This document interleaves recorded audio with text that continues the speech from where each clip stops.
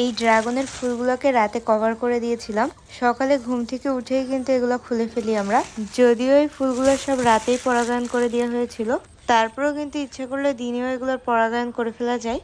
কিন্তু রাতে পরাগায়ন করলে কিন্তু রেজাল্টটা বেশি ভালো পাওয়া যায়। ড্রাগন গাছের যত্নে আমরা আরো একটা ইম্পর্টেন্ট কাজ করি, সেটা হচ্ছে ফুল আসতে শুরু হওয়ার আগে কিন্তু এই ডালপালা ছেটে দিই। যেই ডালগুলো মোটামুটি ছোট, পাশাপাশি যেই ডালগুলো মোটামুটি বড় হয়েই যাচ্ছে, ওইগুলোর মাথায় একটুখানি করে ভেঙে দিই। এতে করে গাছ তার গ্রোথে ফোকাস না করে ফুলের উপরে ফোকাস করতে পারে, আর গাছে কিন্তু ফলের পরিমাণ বেশি হয়। যে কারণে আমরা হালকা করে কিন্তু উপরের ডালগুলো ছেটে দিই গাছের।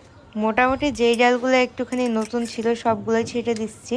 এতে করে গাছের গ্রোথে ফোকাস না করে কিন্তু ফুলের উপরে ফোকাস করতে পারবে। উইন্টার সিজনে গাছে আল্লাহ দিলে প্রচুর পরিমাণে ডাল হয়েছে, তাই এখন নতুন করে যে ডালগুলো হচ্ছে সেগুলো রাখার একদমই প্রয়োজন নেই। ডালগুলোর একটু একটু করে মাথা ভেঙে দিলেই হবে। আমার এই ভিডিওটা যদিও মাসখানিক আগের করা, এই কাজটা আমি মাসখানিক আগে করেছিলাম, কিন্তু এখনো দেরি হয়ে যায়নি। আপনারা চাইলে কিন্তু এখনো করে ফেলতে পারেন।